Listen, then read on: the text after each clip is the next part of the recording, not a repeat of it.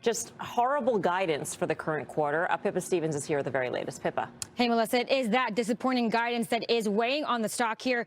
But in terms of Q4 results, revenue fell 32% year over year, which was the fourth straight quarter of falling sales. Gross margins were down 12%. Now, on the guidance front, Intel now sees a loss of 15 cents per share on an adjusted basis for Q1, while Wall Street was looking for a 24-cent profit. Revenue guidance also came up short. Now, the call is underway right now. CEO Pat Gelsinger saying that the company is not going to give full year guidance because of the, quote, uncertainty in the current environment. He said they expect macro weakness to continue for at least the first half of the year.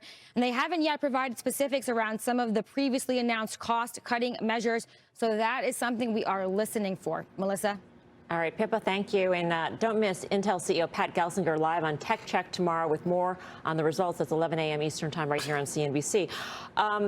So it's so bad they can't possibly give guidance for the full year, but they will give horrible guidance for the first quarter that falls as much as $4 billion short of estimate on the revenue side. It's just sad. Well, they are a month into the quarter. I mean, so they can guide this quarter, and they're not going to miss that guidance. You could drive a truck through that revenue guidance too. But let's be clear. Like whatever they thought they're most likely to come in on the revenue side, they probably widened the low end of that range. And then again, I mean, listen, this is how you try to put in a bottom of the stock where the company has been in continual restructurings.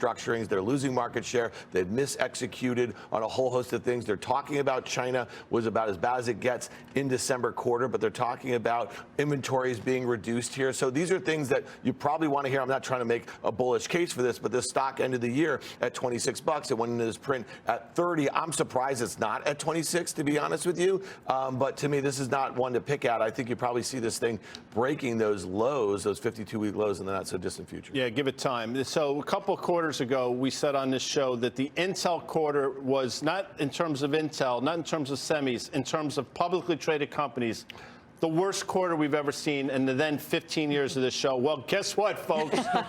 they just raised the bar. I mean, their business is effectively data center, down 41% year over year. I don't even know how that's possible. Down 41% year over year. Client computing is the other big one, down 34.5%. And operating margins continue to deteriorate. Dan makes fun of me, but operating margins of 4.3% against 28% a year ago, and the street was looking at almost 7%.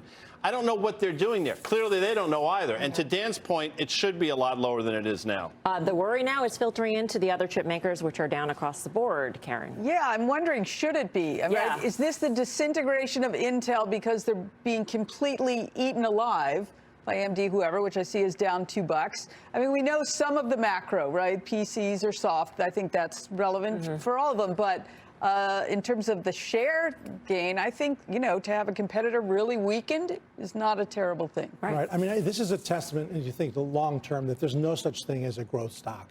There are stocks in growth phases. This is the greatest enterprise, one of them of all time, whether you consider Eastman Kodak or Westinghouse or IBM. And look at it now. What we do know is it's making all-time relative lows to the Philadelphia Semiconductor Index. They launched that index exactly 30 years ago in 1993. And Intel has peaked in 1998 on a relative basis, been going down ever since. Wow. It's a disaster. Let's move on to Visa now. That stock is gaining